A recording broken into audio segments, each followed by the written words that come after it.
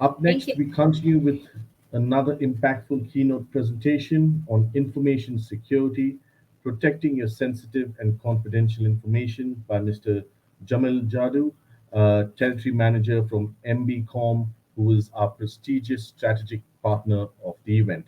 Over to you, Jamil, and the stage is all yours.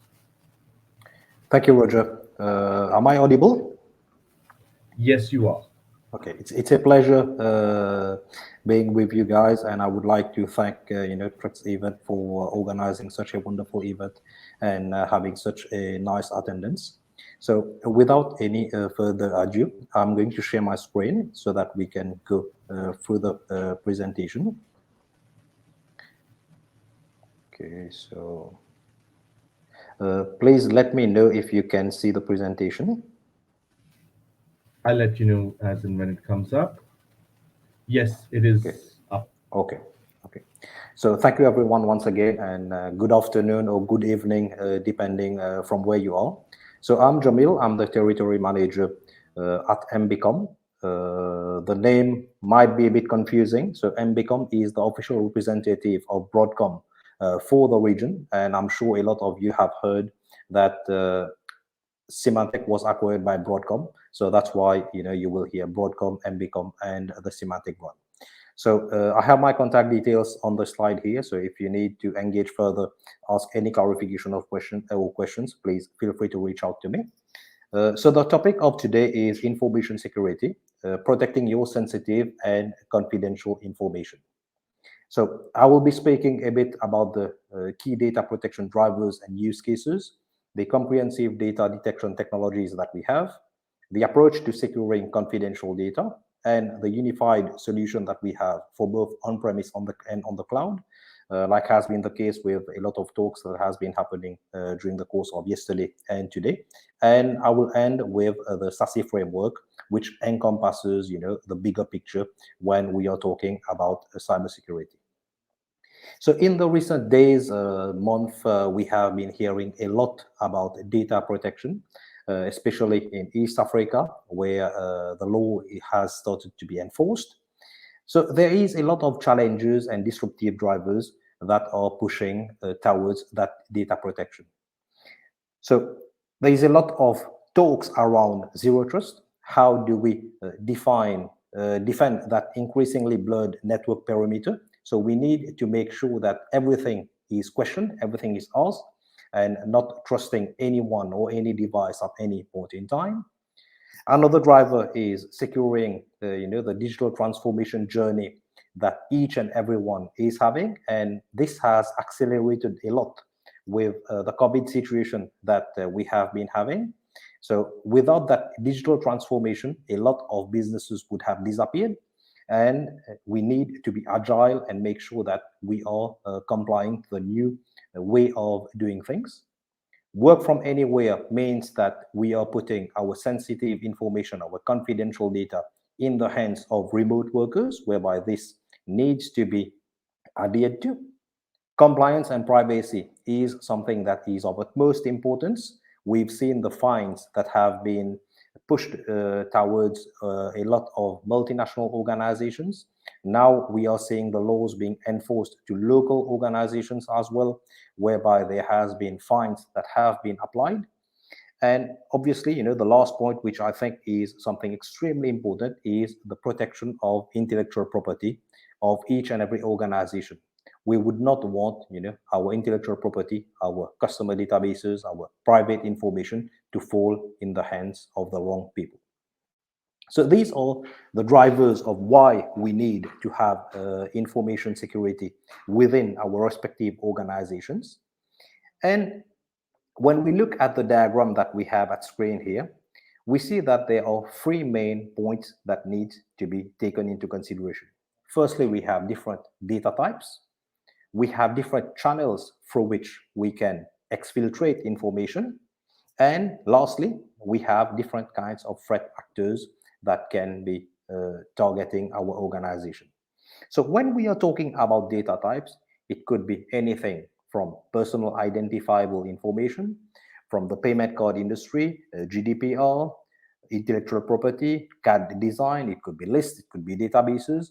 So depending on organizations, there are multiple types of data that we would consider confidential, and we would not want these kinds of information to leak to the outside world. Secondly, in the middle, we have the egress channels. So there are multiple vectors through which we can exfiltrate data. So typical example would be I need to send something sensitive to the outside world. I can be sending that from my email. I can be uploading it to my Google Drive, meaning to the cloud. I can try to copy it to a USB stick. I can try to paste that information onto my social media chat that I'm having. I can even try to print that document and take a hard copy of the confidential information and leave the organization. So there are multiple ways through which we can exfiltrate information from organization. And lastly, coming to the different actors that we have and locations as well. So it could be on-premise, so I'm sitting in the office and I'm exfiltrating data, or I could be a roaming user from anywhere since the cloud has made everything accessible today. Talking about actors, it could be anyone. It could be existing employees. It could be former employees. It can be contractors. It can be visitors who are accessing our system. It's not all the time always the bad guys. At times, we can even have well-meaning insiders who have good intent, but at the same time, they are putting organization at risk with the behavior of what they are doing. One typical example would be someone knowing that the office is closing. They need to submit an important report the next day. So they just copy the information on a USB stick, go home, or copy it to their laptop, go home, work on it, and then having the intention to bring it back the next day. But by doing so, if that USB stick is lost, so that confidential data can be roaming outside. So basically what we need to do, we need to be able to protect any type of information, be it customer information, credit card, medical report, government IDs, social security numbers, financial information. With regards to company information, it could be intellectual property, HR records. So there are multiple types of data types that needs to be protected within the organization. And in order to be able to protect these different data types, there are multiple technologies that are used to be able to detect when something is happening. So basically, the system will have policies, and these policies will use the different detection mechanism that we have to be able to detect the confidential data. It could be a described content, meaning that I have the word confidential written in the document. So when the system is going to detect that there is the word confidential, there is the word private, for example, it kicks in the policy to make sure that we are blocking that information. We have indexed document matching that is there to block unstructured data. So whereby it's going to validate all the files, validate the binary signature or the content of the file to make sure that this file does not go to the outside world when it hits the egress point. We have exact data matching when we have structured data. For example, you have your social security number, your national identity number, which matches a certain pattern. So we are able to differentiate that. We have also exact match data identifiers, again for structured data, where it's going to match only values in our record. For example, personal identifiable information. When we take only a date of birth, it doesn't mean anything. When we take only the name of someone, it doesn't mean anything. But when I make the name of that person matched to the date of birth, to the revenue of that person, to other information, we put it in a context. So we here have an information that is personally identifiable, and we need to make sure that these information cannot leave the organization. To go further, what we can do as well, we do have OCR capabilities whereby we analyze the sensitivity of images so that we have sensitive image recognition to match whether in a picture there is confidential information that is living. One example would be I have filled in a form, my application form, a lot of confidential information that is on that. It has been scanned and stored on a file system, for example. So when I'm trying to exfiltrate that data, it needs to validate whether there is confidential data or not within that. We also have vector machine learning, whereby the system uses artificial intelligence to be able to match what is happening, learning on itself using AI to make sure that the pattern being unstructured but still detectable. So we have a three-step process whereby firstly, we need to discover what is our confidential data. So understand within our respective organizations what is considered confidential, discover where it is residing within our environment, be it on someone's machine, be it on a server, whether it is secured or not. Then, in order not to disrupt any business process, we need to start monitoring these. And once the monitoring has been done, we know what are the business process, who is consuming what within the organization. We start by protecting, by not enabling people to share documents that is they are not allowed to. Obviously, there is a lot of policies, a lot of user definitions of what people need to do. And a DLP implementation is a journey. It's not something that just happens overnight. So there is a full process that is involved.